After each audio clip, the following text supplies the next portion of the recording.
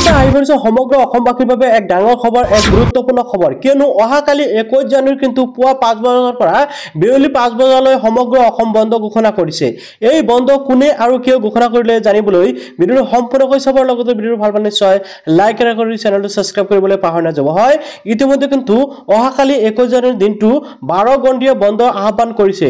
কোনে এই বন্ধ আহ্বান কৰিলে জানো আহক। 12 ঘণ্টীয়া অসম বন্ধ 21 জানুৱাৰী পুৱা 5 বজাৰ পৰা বিয়লি 5 বজালৈ জনজাতিকৰণ পৃথক কমতাপুৰ ৰাজ্যৰ দাবীৰ সদৌ অসম কোচ ৰাজবংশী ছাত্ৰসন্থাৰ এই 12 ঘণ্টীয়া অসম বন্ধ ঘোষণা কৰিছে। হয়, আপোনালোকে নিশ্চয় জানিব পাৰিলে ইতিমধ্যে কিন্তু সমগ্ৰ অসমখনে বন্ধ ঘোষণা কৰিছে।